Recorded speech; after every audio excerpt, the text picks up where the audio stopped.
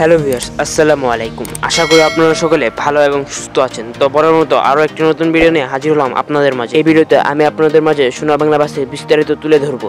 কেন আপনি সোনার বাংলা বাসে ভ্রমণ করবেন এবং কেন আপনি সোনার বাংলা বাসে ভ্রমণ করবেন না। এখনও যারা আমাদের চ্যানেলটি সাবস্ক্রাইব করেন নাই তারা এখনই আমাদের চ্যানেলটি সাবস্ক্রাইব করেন।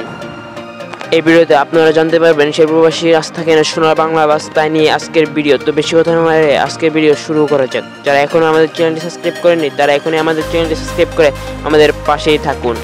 সেই প্রবাসী রাস্তার নাম সোনার বাংলা বাস।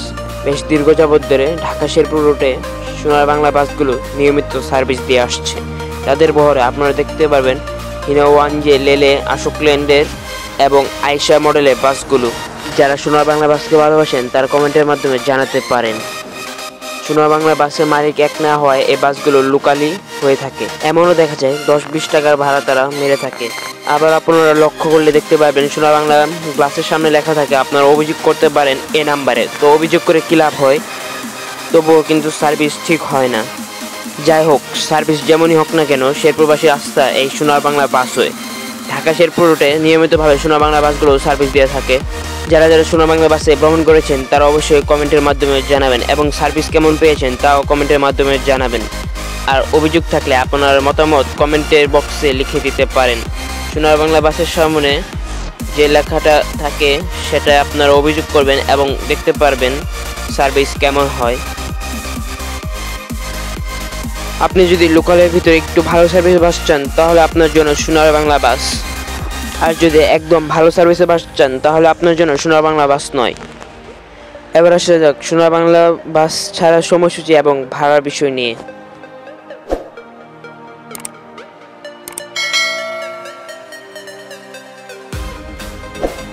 শেরপুর থেকে সোনার বাংলা বাসগুলো 10 মিনিট পর পর একটি করে বাস ছেড়ে থাকে।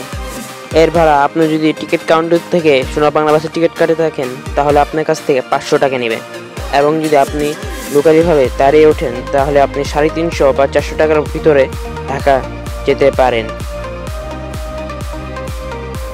ভাড়ার বিষয়টা লক্ষ্য করে এই বাসে যদি আপনি দাঁড়িয়ে ওঠেন তাহলে একটু কম ভাড়া পেয়ে থাকেন, তাই আপনার জন্য সোনার বাংলা বাস ভাড়ার দিক থেকে ভালো হতে পারে। এমনি অন্য কোনো বাস বেশি লোকালগিরি করলেও সোনার বাংলা বাস একটু কমই লোকালগিরি করে থাকে এবং অন্যান্য বাসের থেকে এই বাসগুলো শেরপুরে বেশি পাগলামি করে থাকে। দেখা যাচ্ছে এই বাসগুলো বেশি অ্যাক্সিডেন্ট করে থাকে। পাগলামির দিক থেকে সেরা, লোকালির দিক থেকেও এই বাসটি সেরা বলা যায়। আর যদি আপনি একটু কম ভাড়ায় ঢাকা থেকে শেরপুর আসতে চান কিংবা শেরপুর থেকে ঢাকা যেতে চান তাহলে আপনার জন্য সোনার বাংলা বাস। সকাল 6টার পর থেকে শেরপুর থেকে সোনার বাংলা বাস ছেড়ে থাকে। যারা যারা সোনার বাংলা বাসে ভ্রমণ করেছেন এবং সোনার বাংলা বাসকে ভালোবাসেন তারা অবশ্যই কমেন্টের মাধ্যমে জানাবেন।